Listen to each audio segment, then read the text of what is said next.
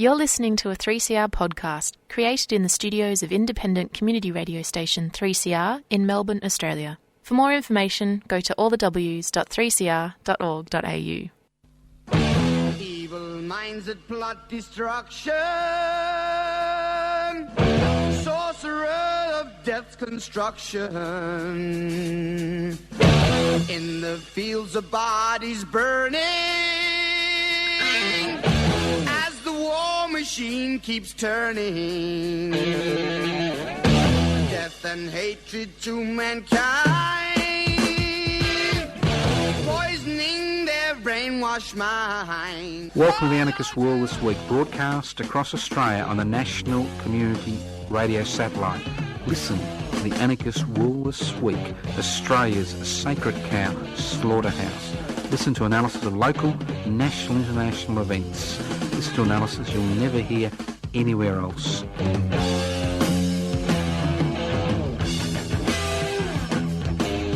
Welcome to the Anarchist World This Week, broadcast across Australia via the Community Radio Network.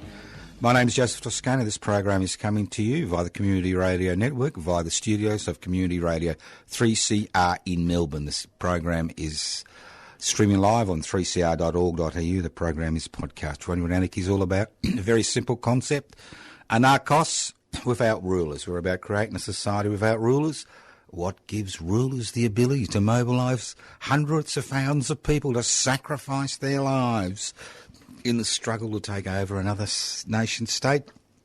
Simple. Inequalities in power and wealth. So the anarchist struggle is the struggle to break down hierarchical divisions, to create a society based on direct democratic principles, so that no individual or small group has the power to determine the lives of hundreds of millions, if not billions of people. It's also the struggle to hold wealth in common and use it for the common good, because you may find this a bit hard to believe. Australia's 47 billionaires. Yeah, we have 47 of them. That's a lot of billionaires. Have actually doubled their wealth in the last 10 years, COVID-19 or no COVID-19. So it's that struggle to share power, share wealth. So if you're involved in the struggle to devolve power, break down hierarchy, share wealth, well, then you're an anarchist. I'm sorry. You've got the mark of Cain tattooed on your forehead, because that's what anarchism is all about. Go back to first principles. All right, let's move on. Now, today, I'm afraid I'm going to beat my own drum. And people say, well, that's not new, is it, Joe? Well, we're going to do our be realistic, demand the impossible, let them eat cake. Joseph Toscano's independent Victorian Senate candidate campaign. Now, just in case you've just listened to the program, I'm doing a campaign launch on the steps of the old Victorian Treasury building at the corner of Spring and Collins Street at midday on 1 p.m. on Thursday the 5th of May. And the reason I use the term let them eat cake is the problem in Australia today isn't the size of the cake, but how the cake is divided. It's that simple. That is the problem. When you look at the Australian cake, it's a little bit like going to a birthday party. You know, you get a little bit iffy at a birthday party. A lot of people jostling around the birthday cake to get a piece. And if somebody gets a bigger piece, you kind of feel a little bit left out and a little bit annoyed. Well, if you look at the Australian cake and how it's divided, you would be exceptionally annoyed. You'd be livid. Now, if you get a cake and you divide it, 40% of the Australian cake belongs to 1% of the population. You like that? 40% belongs to 1%. Another 25 to 30% belongs to 10% of the Australian population. That's already almost 70% of the cake belongs to 10% of the population. Then we have the great bulk of the Australian people. We've got about, around 60% who have access to about 25% of the cake. And then we have the 30% who have access to 1% of the Australian cake. And that's the problem. Now, we're told constantly in this country that we live in an egalitarian community. The problem is how to create wealth. We have wealth. The problem isn't creation of wealth. The problem is how it's divided. Now, I know I use this example regularly over the last few weeks, but I'll use it again to highlight the reality of the situation we find ourselves in. Now, in Australia today, we have 25 million people, plus or minus a few tens of thousands, 25 million people living on a resource-rich continent. Okay? 25 million on a resource-rich continent, and I'll use the word continent. Now, if we look at Bangladesh, which is a country I've got a little bit of experience about, you've got 170 million people living on a floodplain, which is about 2/3 the size of Victoria. And not only that, over the last 2 to 3 years, they've taken in over 1 million Rohingya refugees from Myanmar, their neighbours. They haven't shot them as they cross the borders or locked them up for 10 years. And although the average wage is $350 a year, and they have 170 million people on this small floodplain, 2/3 the size of Victoria, they took in these refugees. Look at us. 25 million people living on a resource-rich continent. We have 1.2 million children living in poverty. I'll repeat those numbers again. 25 million people, 1.2 million people living in poverty.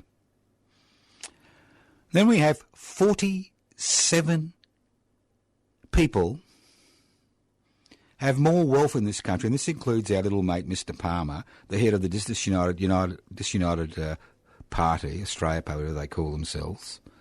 Can't even be bothered to remember the name. 47 people have 40% of the wealth in this country. 47 people. And at the other end, we have 1/3 of the Australian population living on less than $500 per week.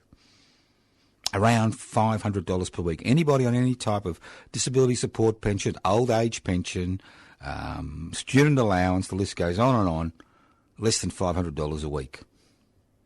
And then we have the 60% of the population which provide most of the taxation revenue in this country, the pay-as-you-earn taxpayers,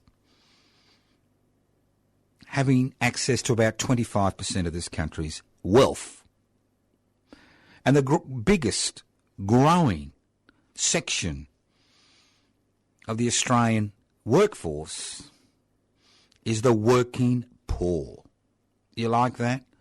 It's like the 19th century. This is what the digital economy is all about. You go to work, you work your butt out, at the end of the day, you haven't got enough to meet your bills. The working poor. And now of increase in interest rates, which will continue to increase in order to, put the economy as if it's some living entity back on the thing. You've got increasing pressure on many people who've got taken out huge loans on properties. I'll give you an example of what's happened over the last 40 years or so. In 1982, I had the good fortune to be able to put a deposit on a house in Richmond. And the cost of the house was $42,000. That's 1982. Now, in 2016, I sold that house years ago, but in 2016, that same house, no renovations, no changes, sitting on the ground in Richmond, sold for $1.2 million. That's a 40-fold increase in housing prices over roughly a 40-year period. So houses doubled every year. Have wages doubled every year? Of course not. Because what's happened is, what should be access to a basic necessity has now become the plaything of an investment class who use this country's investment-friendly laws to augment their income. Think about it. Now, I think I'm reasonably tough, and I've been around a long time, and I've seen a lot of shit in my life. I've been kicked around. But every time I see the Smith family ad on television or hear it on radio or see it on social media, I have a little tear well up in me eyes. Here I am, 70, been a radical activist since I was 15 for 55 years, struggled all that time, and 5.5 decades later, we have private charities, which I've got nothing against the Smith family, I'm sure they're wonderful people, raising money from Australian people in order to send Australian children to public schools.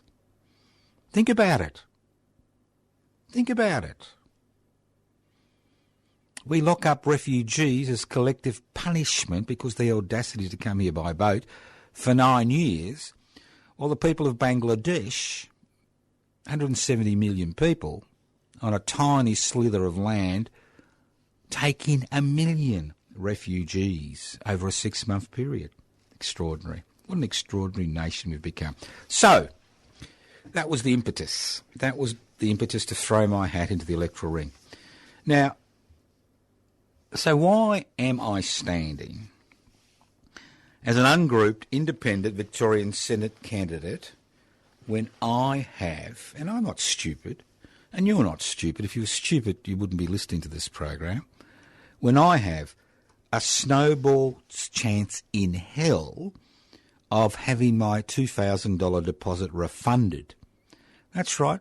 It cost me $2,000 out of my pocket, which I could have used for something else, for the privilege of standing as an ungrouped Senate candidate, let alone have any chance of being elected as a Victorian senator. Why bother? Well, I'll tell you why I bother.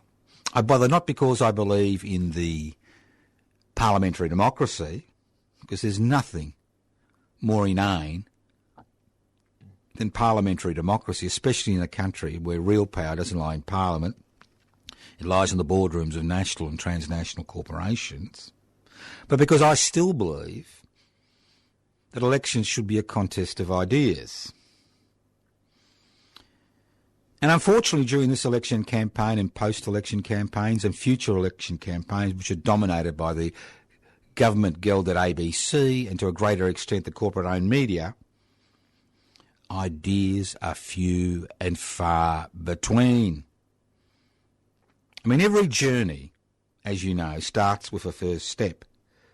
And even the mighty Victorian Mountain ash that can grow over 100 metres tall and live for over 300 years commences its journey as a 1 millimetre seed. The policies I'll be outlining during this program, if you get bored, please move on. Don't waste your time listening if you're bored. The policies I'll be outlining in this program, which I am standing for, are designed to ensure the cake in Australia is more evenly divided. Very simply, 47 individuals own 40% of the country's wealth. 30% of individuals own 1% of the country's wealth. 10% of individuals, the investment class, those with disposable income to get involved in the stock market and the housing market and get franking credits and negative gearing and all those wonderful things, 25% of the wealth, and the rest fight over 25 to 30%. Now, increasing inequality in Australia, and nobody can deny we have increasing inequality in this country. As I said before, when that Smith family ad comes up telling me something I know, that 1.2 million children live in poverty and we need to raise money in order to send them to public schools, which are supposedly publicly paid for. So we've got increasing inequality. And on top of that, we have a climate emergency. Going back to my Victorian mountain ash analogy, the Victorian mountain ash is the tallest flowering tree in the world, and the key is flowering tree. And its seed is encased in a thick, hard kernel, which needs a fire in order to release the seed, a major fire to release the seed. It's the same in this country. Things are hotting up. All the problems associated with climate emergency, which we're beginning to see in terms of increasing floods, cyclones, the list goes on, and increasing inequality, is the very fire that is needed to liberate that seed, that tiny seed. And this campaign is based exactly on the same concept. Unless we're realistic and demand what seems to be the impossible, nothing will ever change. The seeds that I'm sowing today in the policies which I'll be outlining may initially fall on barren ground, but as growing inequality in this country and the climate emergency force us as a people and a nation to change direction, it's possible the seeds encapsulated in these policies will be liberated and have an impact on Australian society. So the whole purpose of standing is to raise these issues, to raise these policies, to put forward policies which no other political party or independent is putting forward. Policies which tackle the scourge of growing inequality and the dangers associated with doing nothing regarding the climate emergency. Now, look, I've been around a long time. I've got the desire, the experience, the strength, the capacity to ensure that some of these seeds will be planted among the Australian people today. Whether they're planted via this campaign or another campaign, the reality is that we need new ideas, and more importantly, we need to implement these new ideas. If we want to be the Ukraine of the Pacific, of the South Pacific, then let's continue to hang on to the coattails of Uncle Sam and get involved in some proxy war on behalf of the United States government with the Chinese government in the very near future, because that's the direction we're heading in if we don't look at different ways of living. All right. Now, the great thing about these policies is, whether you think it's a great thing or not, I don't know, is the fact they're actually funded. Not only are we talking about policies, but we're going to talk about how to fund them. Now, those 47 people who own 40% of the wealth in this country, and those 8 to 9%, which, part of the investment class, may not be happy with these policies, and they're not designed to make them happy. They're not designed to curry favour with the Murdoch media and the other corporate-owned media. They're not designed to curry favour with the muzzled, government-gelded ABC.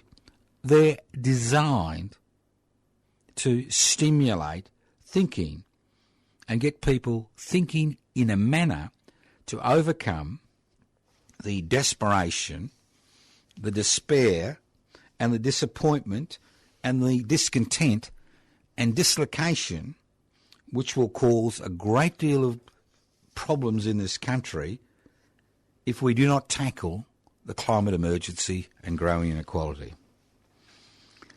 So as I said before, the problem isn't the size of the cake in Australia. The problem is how the cake is divided. Don't let anybody tell you that it's about increased productivity, it's about lowering wages, it's about removing regulations that protect working people and protect the environment. No. The cake is there. It's how it's divided.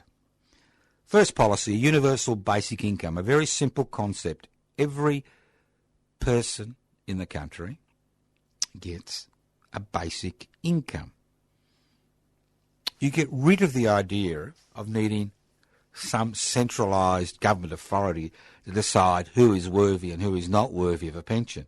It's a universal basic income which takes care of people's needs. In the 21st century, we don't need everybody to be involved in the wage system as a wage slave in order for the country to survive. So, they say, Joe, are you going to give that universal basic income to one of those billionaires? And I said, I'm quite happy to do that.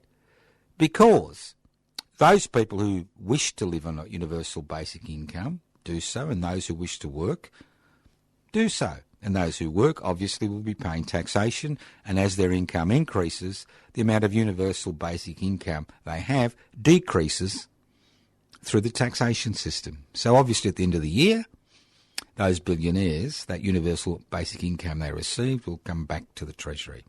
So what a universal basic income does, it decreases violence.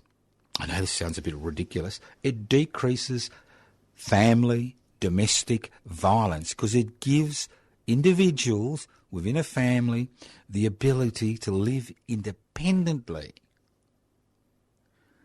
of somebody who controls them. Because most control is a financial control. It's not just physical, but financial.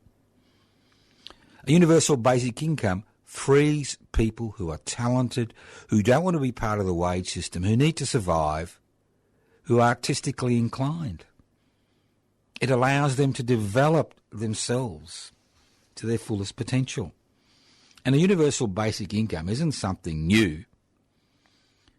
It existed during the Roman Empire, during the bread and circuses periods, when the plebeians were not needed anymore, not because of technology, but because of slavery. All the slaves that poured into the Roman Empire from their conquests, they weren't needed, but they were a nuisance. They were a nuisance.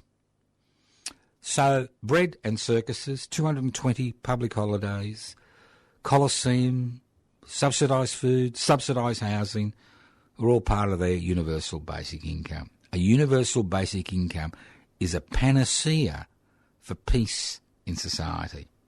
Secondly, well, we realise we're in a climate emergency and we're seeing the rise of green capitalism, which is centralised energy production through massive solar farms, massive wind farms. Having a centralised energy system still is a major issue because it means that, again, a small number of people controls energy. What I'm about is cooperative green energy, a decentralised energy system. And we're seeing this begin to occur across the country. But the problem is seeding funding, and seeding funding should be provided by the government of the day, and I'll explain how that can be provided later on.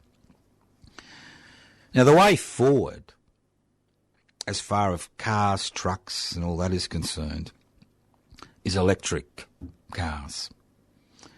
Why don't we establish an Australian publicly owned electric car industries which produces vehicles which are suited to the Australian environment and climate? This could also be an export industry. It's not just about establishing, massive solar farms and massive wind farms which are owned by a tiny minority. But it's about establishing a publicly owned electric car industries which can provide cars at reasonable prices. Now, a lot of people think the way you tackle the climate emergency is through green capitalism. Solar energy, wind energy, water energy. The fact is, the increase in human population, and we're over 7.5 billion today, some people say 7.9 billion, we're in an economy which is based on the satisfaction of real, not manufactured human needs. Now look at our Australian society. We have a lot of manufactured human needs, but we can't even seem to satisfy the real human needs of significant sections of the population. Because it's an economy which is based on making a profit. Making a profit, not on satisfying real human needs like access to healthcare, access to housing, access to a reasonable, good, healthy food supply, access to a public arts sector, access to energy, and the list goes on and on. But what we're interested in is manufactured human needs. The latest shoes, this brand of perfume, that brand of perfume. It goes on and on. So we need to change the way we live and consume. I'd also like to see an establishment of a cooperative, collective arm of the economy to guarantee real competition between the private, public and cooperative collective sector. Today, we have an economy which is dominated by the private sector. The privatisation, globalisation, corporatisation and deregulation revolution has reduced the public sector to an insignificant sector of the economy. This allows the private sector to dominate the marketplace. I'll give you an example. I got a letter yesterday. Yes, I refuse to get emails from corporations. They sent me a letter telling me that a loan I have, a business loan I've had for 30 years, will increase by 0.5% at the end of May. Think of that. It's already around 9.9%. It's an unsecured loan. It will increase by 0.5%. Didn't the Reserve Bank yesterday increase interest rates by 0.25%? Well, obviously, these privately owned banks, which have no competition because they're basically, on the same playing field, decides, well, let's double the interest rate, for our business loans. Let's double the interest rate increase so we can make an extra profit and have another brilliant profit at the expense of the community. So a lot of the policies revolve around re-establishing a public sector, a publicly owned bank, publicly owned essential services, a publicly owned serum laboratory. Look at the situation we found ourselves in, where the Morrison-led government put their money on the wrong horse. AstraZeneca gave $1 billion to a private corporation, the Commonwealth Serum Laboratories, which has been lost. Extraordinary. So if we had our own serum laboratory, which was kindly privatised by Mr. Keating, well then we wouldn't be in that situation.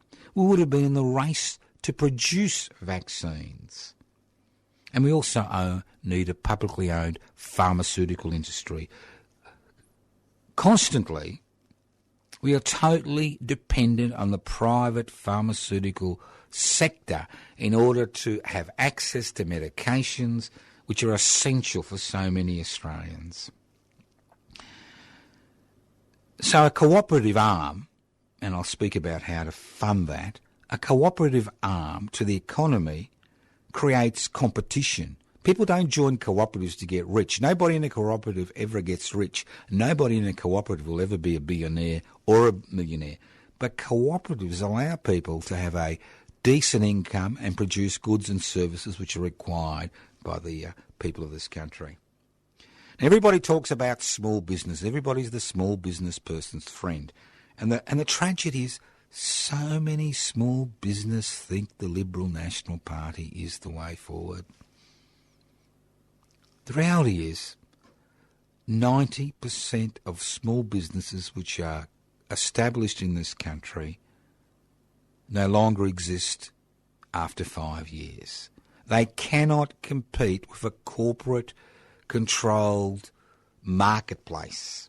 For example, 2 or 3 major corporations dominate 80% of food production, food distribution in this country. It'd be illegal in the United States of America. Antitrust laws. So how do we help small business? At the same time, how do we destroy the scourge of non-unionised, part-time, unsecure work in the population? 40% of Australians, a significant majority of those 40% young people, are part of the increasing number of working poor in this country, who are basically said to be individual contractors, who are in unsecured part-time work. So how do we assist small business to compete against the corporate sector, and how do we assist working people to actually get a decent wage and full-time work? Well, you increase the taxation threshold of micro businesses to $70,000. So if you run a business by yourself and you employ nobody, you don't pay any taxes until you've got a $70,000 profit. And you can increase the taxation threshold of businesses that employ 10 or fewer employees by $25,000 for every full-time employee who is paid award wages or above award wages. And that's the key. Full-time employees who is paid award wages or above award wages.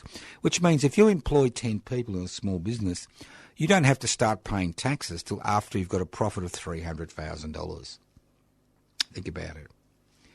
Now, the climate emergency will create disasters. And I've been involved in a fire and I've been involved in 2 floods. Not as a spectator, but as somebody who's basically been at the receiving end. And I can tell you, after a few weeks, nobody gives a shit. It's your problem and your problem alone. And that's the people who were involved in the fires in 2019 and the people who've been involved in the floods this year and the people involved in cyclones the year before are finding, after 2 to 3 weeks, maybe a month, nobody gives a shit. And all that money, which has been promised by governments at the state and federal level, and that's money that's been raised privately, hardly goes anywhere to addressing any of those issues. So what I'd like to see, because climate emergency means just that. It means more floods, more cyclones, more erosion, more fires, more pandemics as the temperature increases, and the list goes on and on. More deaths due to increasing temperatures. What I'd like to see is the establishment of 50 regional and urban disaster centres that are fully staffed and equipped to manage the increasing number of disasters caused by the climate emergency. These regional centres could have accommodation network incorporated into them. They'd have equipment, and they'd be ready to deal with disasters, not piecemeal as we see today. No criticism meant for the State Emergency Service. No criticism is meant for the services that are available now, but they are not enough. They were not designed to deal with a climate emergency. And obviously you'd have a coordination centre, a disaster coordination centre in Canberra. I mean, remember the pandemic? Still going on, the COVID-19 pandemic? We don't even have a pandemic coordination centre. That's right. Piecemeal response. You're faced with an emergency, you deal with it. You have to get ready to deal with it. If you can't insure privately, you need some type of national insurance to ensure that people get back on their feet. Think about this, and I've been involved in this situation. Your house burns down. You've got a mortgage. The mortgage is bigger than the cost of the block of land it's on. You're not insured, or if you're insured, the insurance company wiggles out of it, which is not unusual, as we've seen in Lismore with the floods. You still have to pay that bloody mortgage. And even if you sell that block of land at a loss, you are still forced to pay the mortgage or go bankrupt. How about, this is a radical policy. You know, I've listened to the government's and the opposition's housing policies, which will affect about 10,000 people. Why not house every Australian who cannot afford to buy a home in public housing through a spot purchasing program? You want to decrease housing prices? You want to ensure that people can enter the housing market? Well, then you increase public housing supply. Not only does it provide housing, it also puts downward pressure on the marketplace, forces investors out of the housing market, decreasing prices. Now, whether a house goes up or down is irrelevant if you only own one home or you're only paying off one home. It only is relevant when you're an investor, and only 8% of Australians own more than one home. It's a problem for them, but it's not a problem for the rest of the community, because at the end of the day, a house is a house is a house. And if you only own one, fair enough. And if you rent, well, this is a great chance to be in a public housing. And I'm not talking about building huge monoliths. Spot purchasing program across the country, regional, as well as a building program, urban, rural. It's a matter of a desire to deal with the problem, looking at it different ways. I'm not talking about community housing, affordable housing, social housing, or private concepts, but public housing, publicly owned, publicly managed. Migration policy. Now, we've got a wonderful migration policy. We steal the best and the brightest from developing nations. That's right. They train them, we steal them. Why not a migration policy based on a 50% quota for refugees and asylum seekers? The people who make the best migrants, not those who come here to make a buck, but those who come here to create a new life for themselves and their family. Why continue the collective punishment of asylum seekers and refugees in this country? Because the whole point of keeping people incarcerated for 9 years for having the audacity to seek asylum and then to be told you'll never, never, never, never, never, never be accepted in this country. It's very simple. The whole thing, it's collective punishment. Do we really as a nation believe in collective punishment? Will we punish every 2-year-old blue-eyed child because we think they're the spawn of the devil? Of course not. So why do we use collective punishment as far as asylum seekers and refugees are concerned?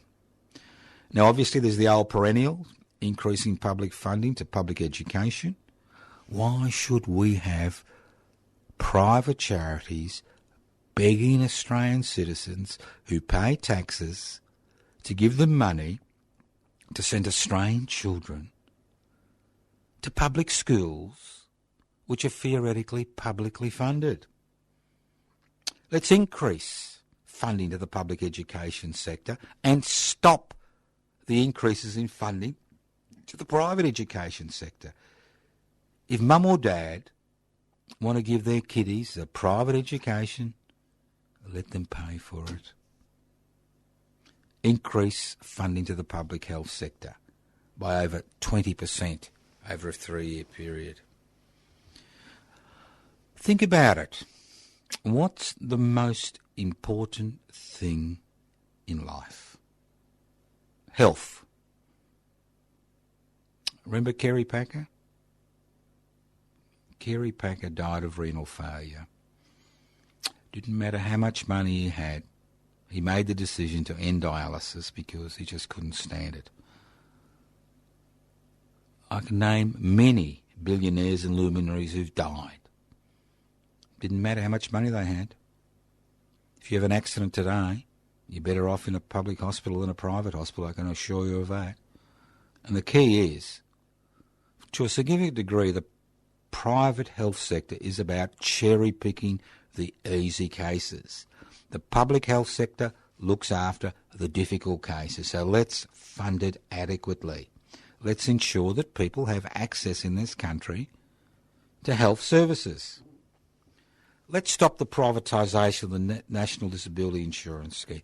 Wonderful idea, something I worked for over 40 years because I've been involved in looking after people with profound physical disabilities now for over 40 years.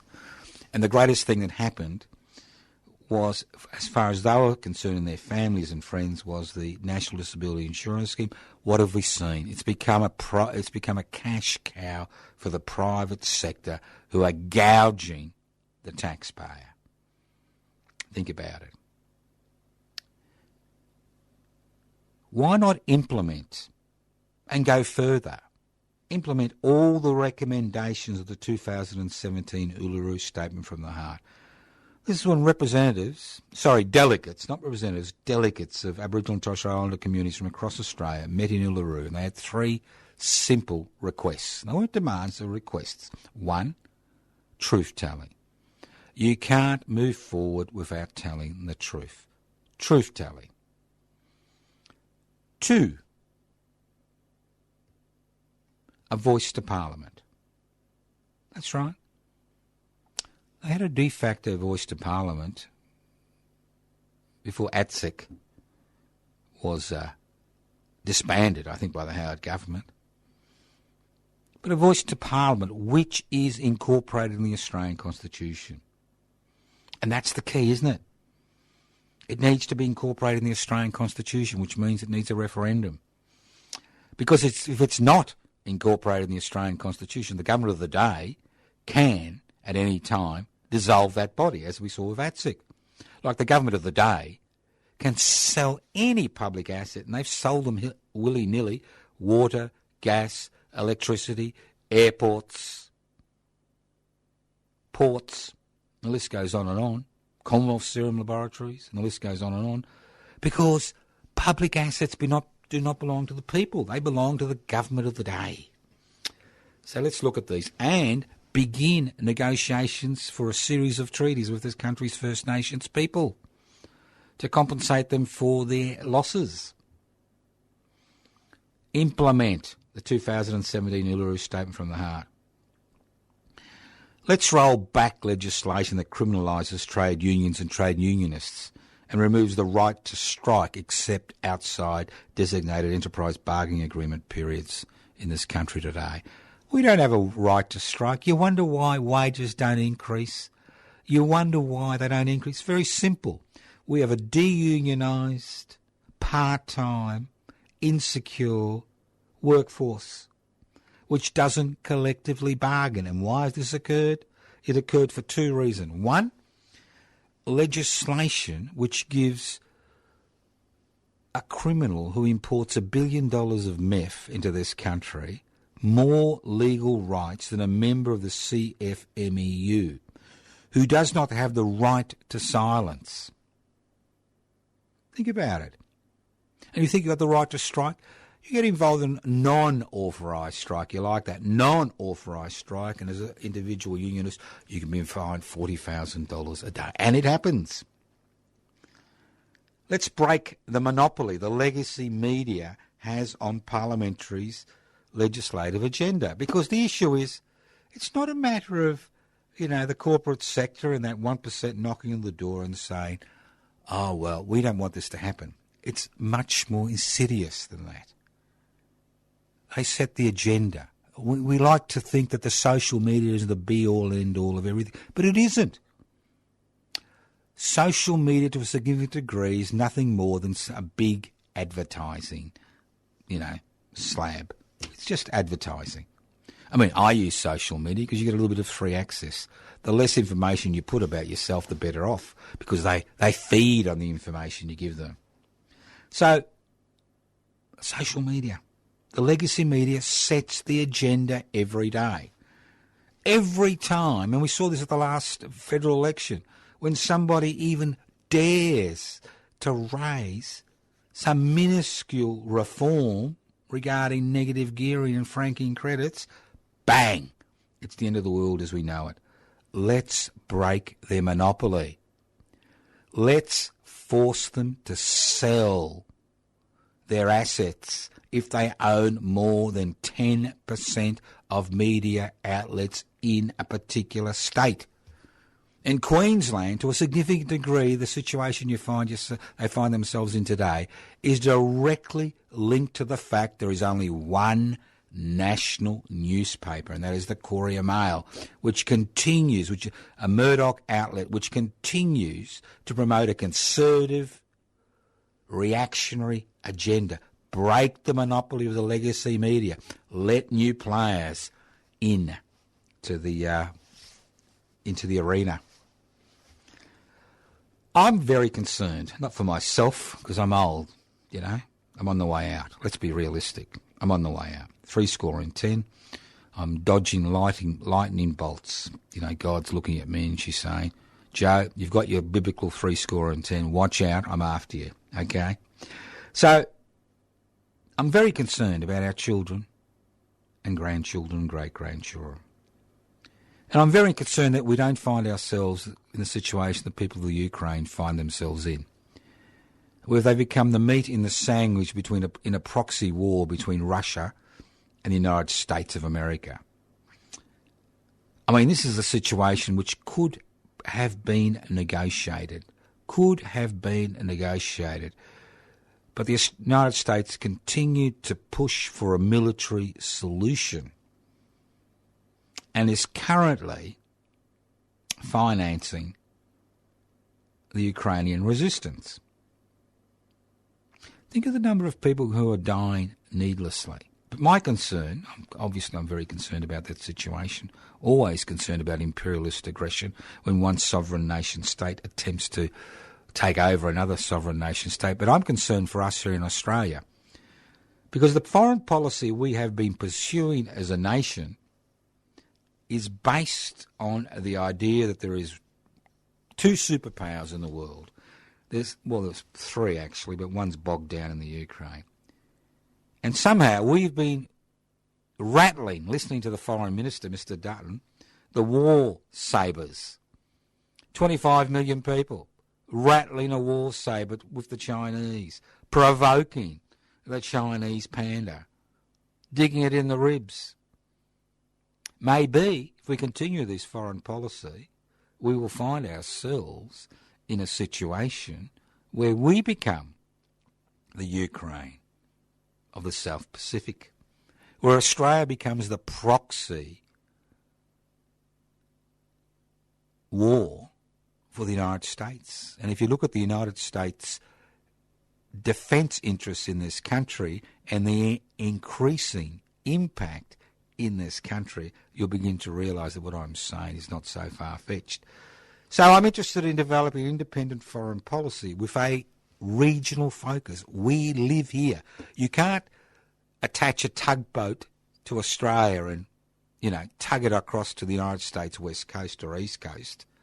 We live here. We need to accommodate with our neighbours. We need to have an independent foreign policy, and that means, to a significant degree, support for an independent West Papua, which is one of the closest potential nation states to us after Papua New Guinea. An independent foreign policy for regional focus and support for independent West Papua. It's no wonder that the Solomon Islands has signed an agreement with China. And two more policies I'm interested in. Decriminalise drug use, using the Portuguese model as a template. 70% of people in jails today, which are bulging at the seams, are there for non-violent drug use. That's right. Why not make it a health issue? The war on drugs, like the war in Afghanistan, the war in Iraq, the war in Vietnam, the war in Ukraine, which you're seeing now, will become monumental failures. So let's decriminalise drug use using the Portuguese model as a template, and let's hold citizens-initiated referendums to break the monopoly Parliament has on constitutional change. And if you think this is the type of thing Clive Palmer would like to dominate, let's look at the Swiss model. Now, you wouldn't call the Swiss the centre of radical activity. Well, they're not. But they've had citizens-initiated referendums for decades, and they've been able to conduct their affairs in such a way that the citizens have an input on what legislation is. So let's give Parliament a little bit of competition. Let's pit the parliamentary representatives against the citizens of this country through citizens-initiated referendums. Now, how do we finance an Australia where everybody has a fair share of the cake? Now, this is simple. It doesn't need revolution, blood in the streets, name-calling. Simple parliamentary legislation. 1% financial transaction tax on all financial transactions over $1,000. This would raise at least $120 to $130 billion per year. A 1% stock market transaction tax on every stock or share bought or sold on the Australian stock market. This would raise anywhere between $30 to $40 billion per year.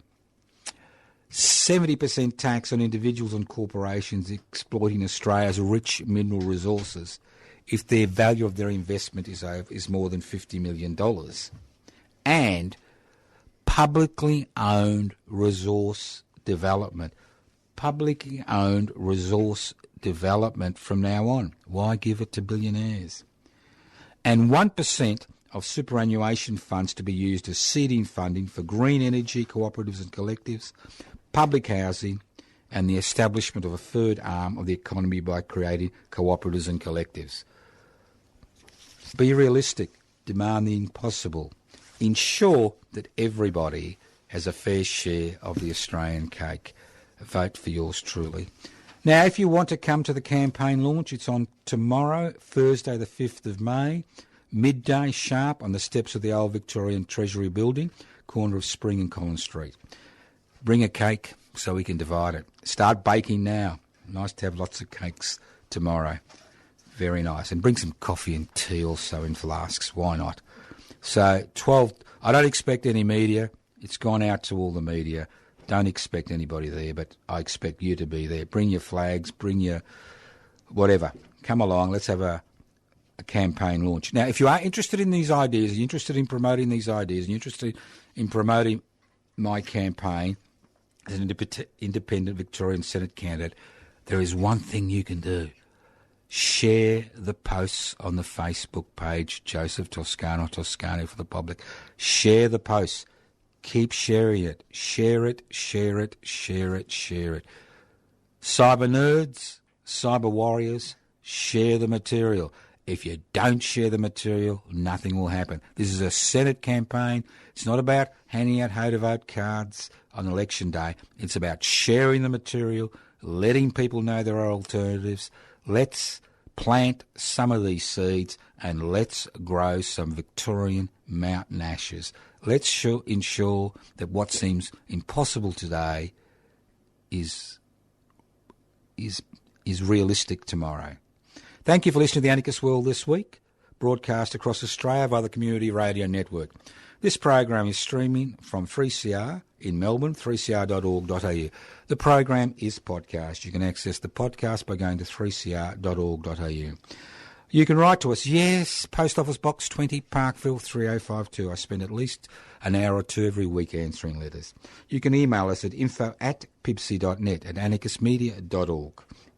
You go to the YouTube channel, Public Interest Before Corporate Interest. Facebook pages, Joseph Toscano, Toscano for the Public. Now, those of you who are wondering what's happening to the public housing vigils, they will recommence next week on the 12th That's right. So thank you once again for listening to the Anarchist World this week during this extraordinary Let Them Eat Cake section. Listen in to the Anarchist World this week, next week on your local community radio station, courtesy of the Community Radio Network. Evil minds that plot destruction, sorcerer of death's construction. An analysis you'll never hear anywhere else. Anarchist World this week. Australia's sacred cow slaughterhouse. 10 a.m. every Wednesday. Listen to the Anarchist World this week for an up-to-date analysis of local, national and international events. Poisoning their brainwashed minds. Oh, Lord, yeah.